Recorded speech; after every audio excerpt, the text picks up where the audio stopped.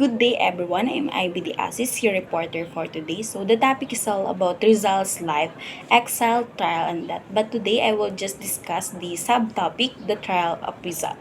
So before we proceed further, let's have a quick recap of what happened to Rizal. So you will have an idea why or how Rizal arrived in Manila as a prisoner. October 3, ang Eslade Panay na barkong sinasakyan ni Rizal ay nakarating sa Barcelona, Spain at agad pinadala si Rizal sa prison sa Montjuic Prison Fortress.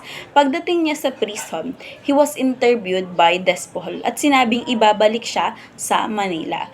But the night of the same day, after ng interview niya kay Despol, si Rizal ay isinakay sa isang barko na ang pangalan ay Colon, which was loaded with Spanish soldiers sailed for Manila. Nakakapagtaka na maraming Spanish soldiers sa barkong sinasakyan mismo ni Rizal na papunta rin sa Pilipinas. So parang nagre-ready na ang Spain sa revolusyon na inulunsad ng mga Pilipinos. Ito yung parang magiging backup forces nila. Yung mga kaibigan ni Rizal, si Dr. Antonio Marigidor and Sisto Lopez, they exerted all their efforts para makahanap ng lawyer sa Singapore at matulungan si Rizal at mapawalang bisa yung pag-aresto sa kanya.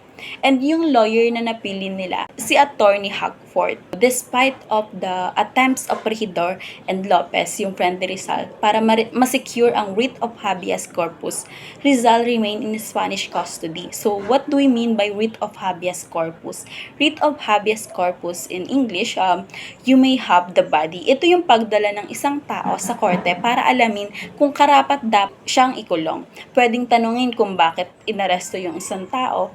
Unfortunately, this request was denied dahil according kay Attorney Fort, yung lawyer ni Rizal, hindi applicable ang writ of habeas corpus dahil ang barkong Colon na sinasakyan ni Rizal ay pag-aari ng Spain at hindi sakop ng batas ng Singapore. Rizal arrived in Manila as a prisoner. So, nakarating na sa Pilipinas yung barkong sinasakyan ni Rizal.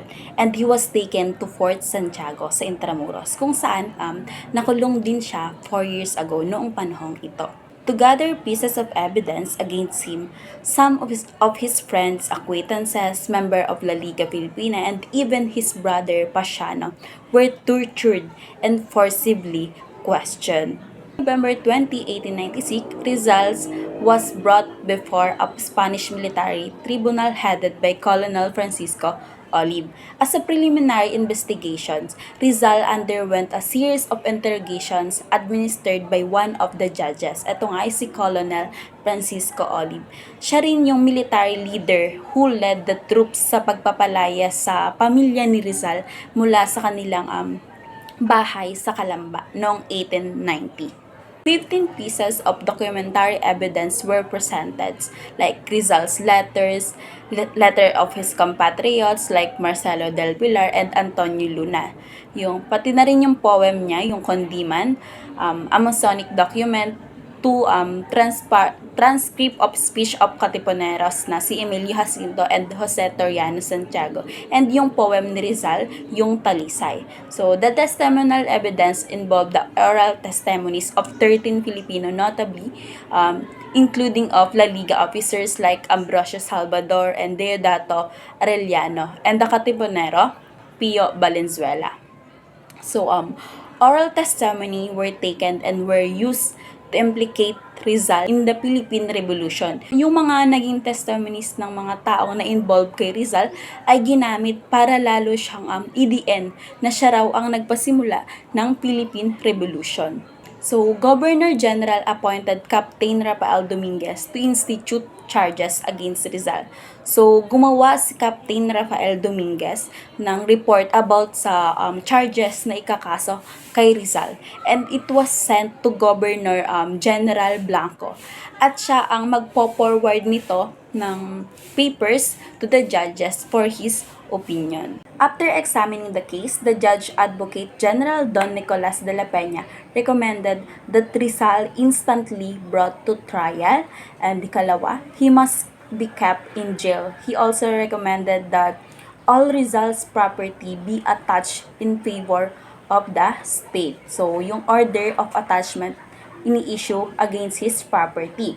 And lastly, si Rizal ay dedepensahan lang daw ng Spanish Army officer, hindi ng civilian lawyer. So, hindi binibigyan ng permiso na depensahan siya ng civilian lawyer sa korte.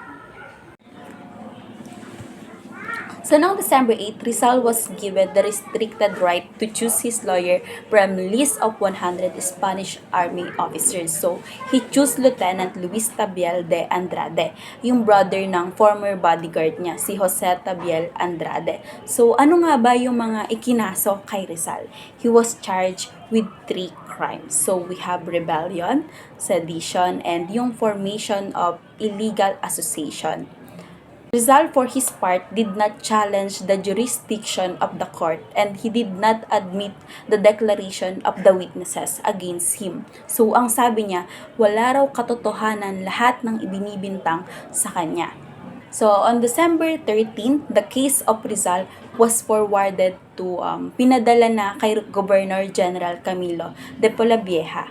So, he was the successor of Governor General Blanco. On December 15, si Rizal ay nagsulat ng manifesto appealing to the revolutionaries habang nakakulong siya. So, naglabas siya ng isang manifesto at tinulugsan niya yung revolution and sinabi niyang wala siyang kinalaman, wala siyang alam sa katipunan and the katipunan used his name without his permission. So, noong December 15, nagsulat nga siya ng manifesto appealing to the revolutionaries to discontinue yung uprising and pursue to attain liberty instead by means of education and labor. Pero si De La Peña, ininterpret yung manifesto ni Rizal parang nag-a-advocate daw to ng spirit of rebellion and as it ultimately willed the Filipino liberty. So, si Polavieja, dinisallowed niya yung issue, pag-issue ng Rizal's manifesto. So, hindi niya hinayaang lumabas yung sulat ni Rizal.